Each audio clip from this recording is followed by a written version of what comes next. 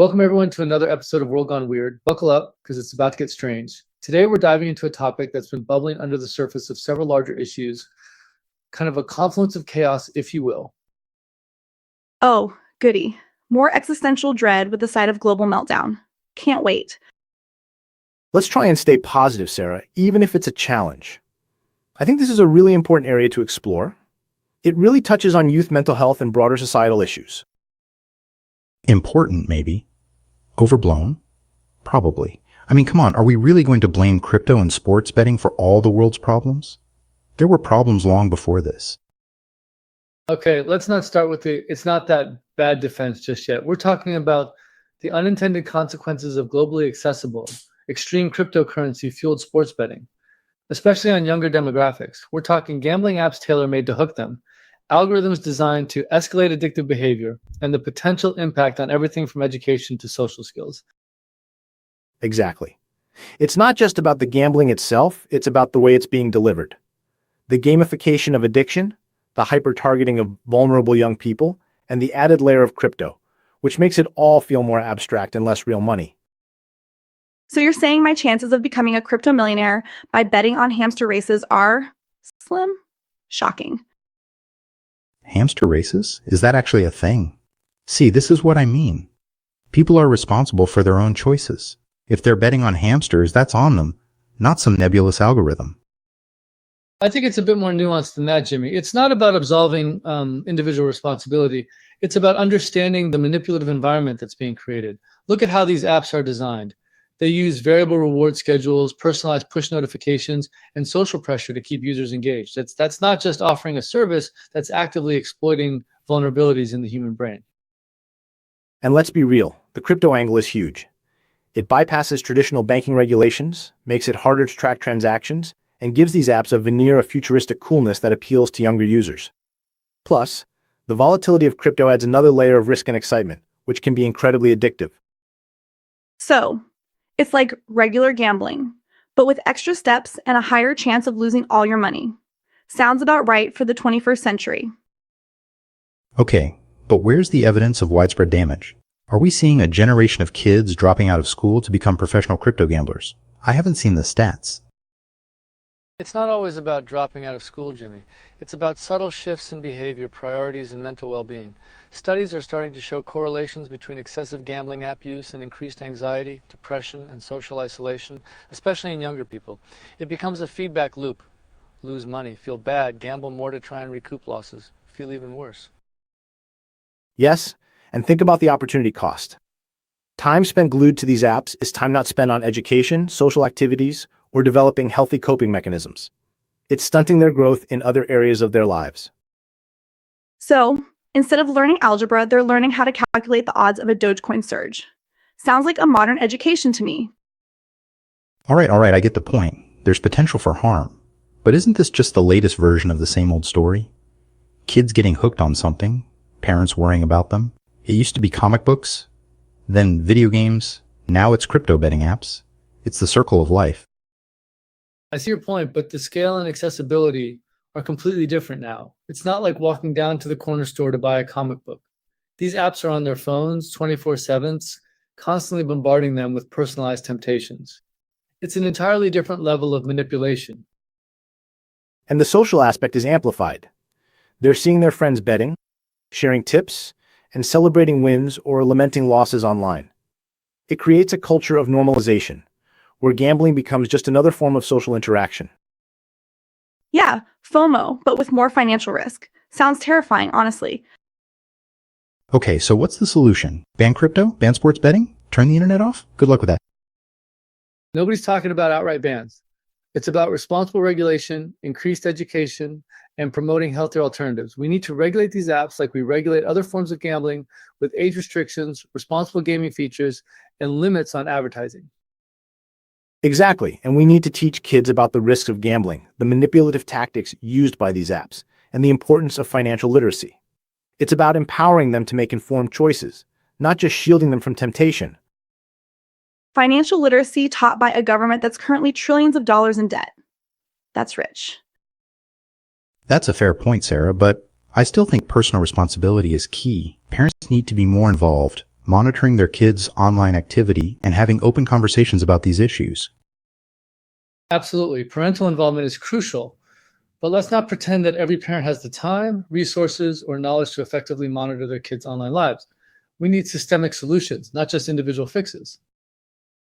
And it's not just about parents, it's about schools, communities, and society as a whole. We need to create a culture that values education, social connection, and mental well-being, not just instant gratification and financial success. Well, good luck with that. Sounds like we need to rewrite the entire operating system of humanity. Speaking of operating systems, isn't AI going to make all this even worse? I mean, these algorithms are only going to get more sophisticated, more persuasive, and more difficult to detect. That's a very real concern, Jimmy. AI could be used to personalize gambling experiences to an even greater degree, targeting individuals with specific vulnerabilities and exploiting their weaknesses in real time. It's a scary thought. But AI could also be used for good. We could use AI to detect problem gambling behavior, provide personalized support, and even develop counter-algorithms to disrupt these manipulative tactics.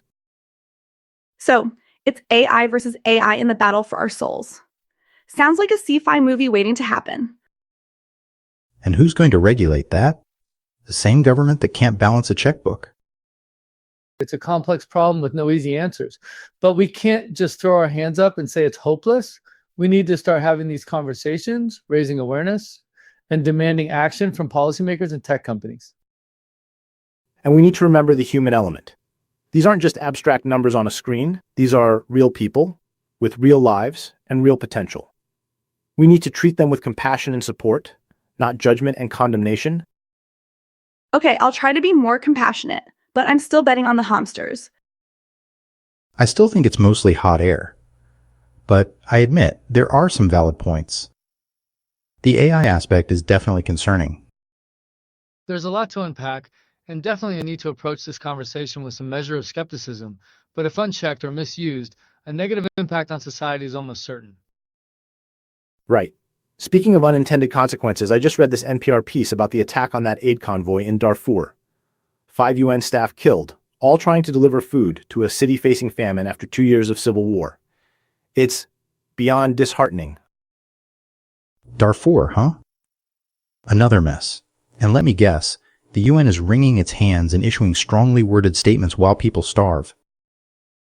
Well, the article notes the UN condemned the attack. Both sides are blaming each other for the drone strike. But Doctors Without Borders is reporting horrific levels of violence, widespread sexual assault, and a healthcare system in complete collapse. It's a perfect storm of suffering. So, the UN can't even get food to starving people without getting blown up? Maybe they should try delivering pizzas instead. Less controversial, probably? Sarah, that's not helpful. It's a tragedy, plain and simple. And it highlights the complete breakdown of law and order in the region. This really does show a complete lack of respect for human life. The UN, the US, the Sudanese army all seem to be incapable of stopping this crisis. I've been looking into some alternative solutions, and I can't see any progress to offer. And who's fueling this conflict? Is it still the Rapid Support Forces? I seem to recall accusations of the UAE arming them. That's what the article suggests. The US and the Sudanese army are accusing the RSF and allied militias of genocide against Black African ethnic groups. Rights groups are blaming both sides for war crimes, but the vast majority of atrocities are being attributed to the RSF. Genocide, it's hard to even process that word anymore. It's like it's lost all meaning from being thrown around so much. It has certainly become a loaded term, but I think we must be specific here. Doctors Without Borders are reporting truly horrific incidents of sexual violence, including gang rapes of women and girls, some as young as 5. The level of brutality is staggering. And what's the world doing about it? Sanctions? Strongly worded condemnations? Seems like the usual. It feels like another failure of international diplomacy. We can't seem to stop these conflicts from erupting, and we can't seem to protect civilians when they do. What's the point of the UN if it can't even deliver food? Maybe the point is to provide a really nice building in New York for diplomats to hang out in. Just a thought. That's bleak, Sarah, but it touches on the core issue that is the failure of the governing body to provide meaningful solutions for the global issues plaguing us. Well, while the world is burning, let's switch gears to something equally ridiculous. Did you see that Elon Musk is now declaring war on Trump's big beautiful bill? Apparently, he thinks it's a disgusting abomination. Musk versus Trump? Now that's a showdown I'd pay to see, although it's also deeply unsettling.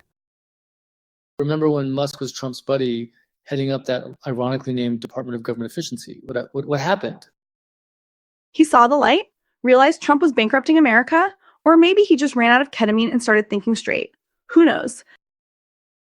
The article says Musk is calling the bill debt slavery and warning that it could blow the deficit past $2.5 trillion. He's even threatening to fund primary challenges against any Republican who backs it. So he's weaponizing his wealth against the very party he helped prop up? That's interesting and potentially terrifying. This is where it gets really interesting to me. We know he was taking ketamine so frequently it affected his bladder function.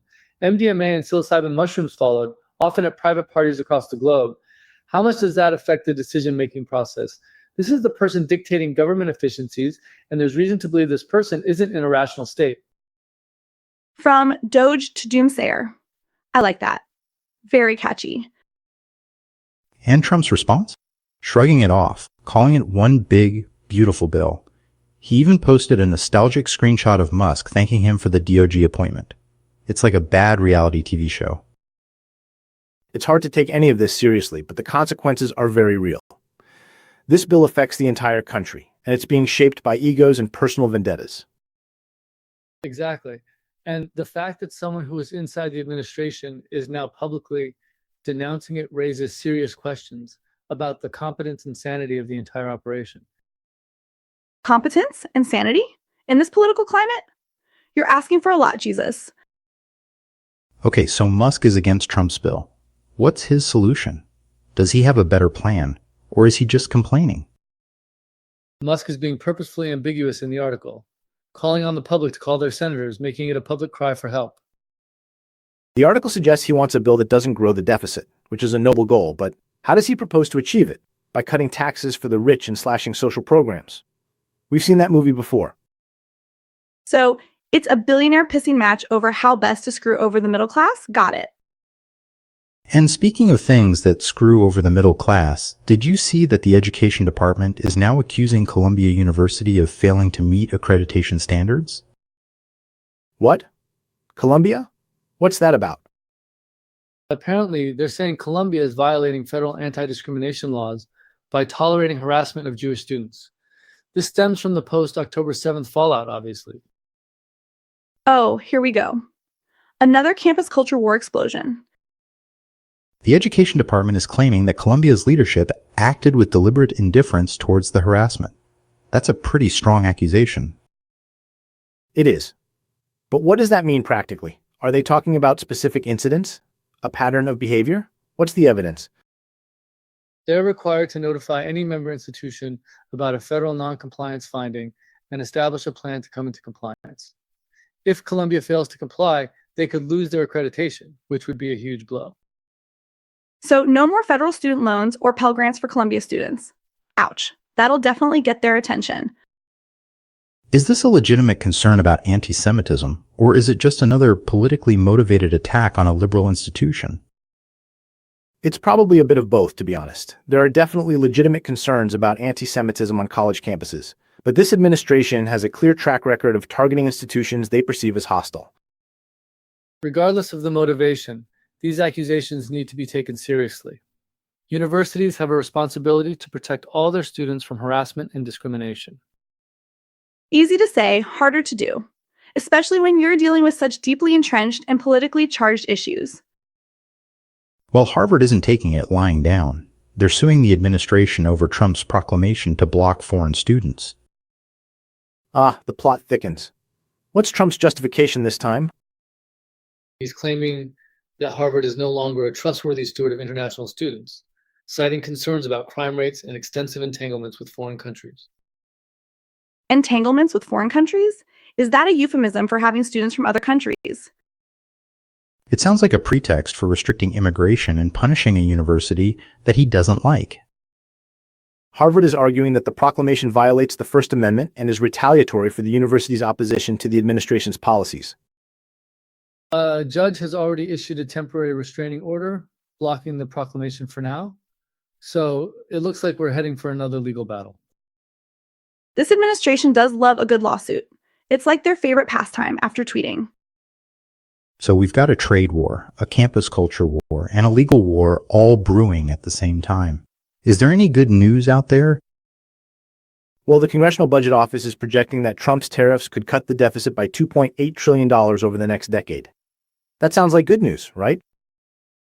With caveats, the CBO is also warning that the tariffs could lead to higher inflation and slower economic growth. So it's a classic case of short-term gain for long-term pain.